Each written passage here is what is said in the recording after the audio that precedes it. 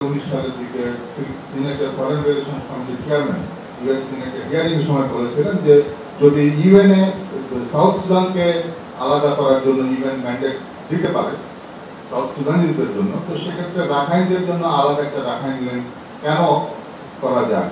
তো এই দুটি প্রসঙ্গে আপনার মতামত। দেখুন, প্রথম প্রশ্নটি, মিজোরাম থেকে ত্রাণ সাহায্য রাখাইনে দিবে, তাই তো? তাই যদি দিতে পারতো তাহলে কালাদান প্রজেক্টের কি দরকার হতো? আমাকে তাই বলেন। এটা তো উল্টো যাচ্ছে, সিটওয়েতে আসছে, সিটওয়ে থেকে মিজোরামে যাচ্ছে, তাই না? এখন উল্টোটাই যদি সম্ভব হতো তাহলে কালাদানের দরকার ছিল না, ঠিক না?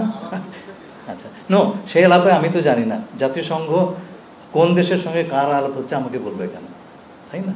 কিন্তু আমরা বুঝতে পারছি যে অন্য কোনো চ্যালেঞ্জ নাই। এখন আমরা দেবো কি দেবো না এটা আমার সার্বভৌম সিদ্ধান্ত। আচ্ছা, 2 নম্বর, সাউথ সুদান।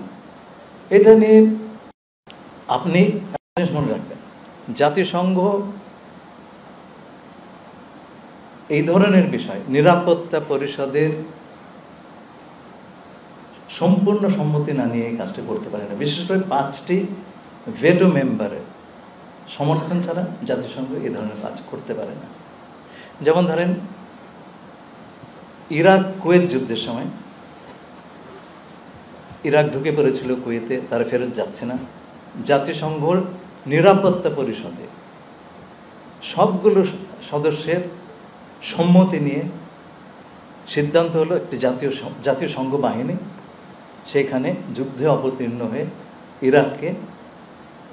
ইরাকের সীমান্তের ভেতরে পাঠিয়ে দিবে ইরাকি সৈন্যদের। আমি সেই সিদ্ধান্ত যেদিন হয়, আমি সিকিউরিটি কাউন্সিলে নিজে বসেছিলাম, সবাই হাত তুলেছেন, কেবল কিউবা এতে ভোট দেয় নাই। জাতিসংঘ কখনই এই ধরনের কেসে নিরাপত্তা পরিষদের সম্পূর্ণ সমর্থন ছাড়া কিছুই করতে পারবে না। এখন আপনি আমাকে বলেন, যদি মিয়ানমারকে কেটে আরাকান বের করে নিতে হয়, চীন এবং রাশিয়া কি ভোট দিবে? তাদের তো 2টা ভেটো আছে।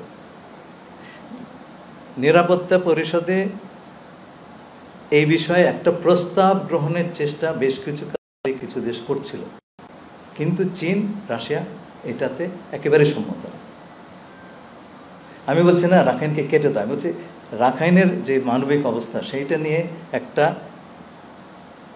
রেজলিউশন বা একটা ডিসিশন নিরাপত্তা পরিষদ নেওয়ার চেষ্টা ছিল, কিন্তু বিভিন্ন দেশ সেইটার সমর্থন চীন এবং রাশিয়া দেয় নাই।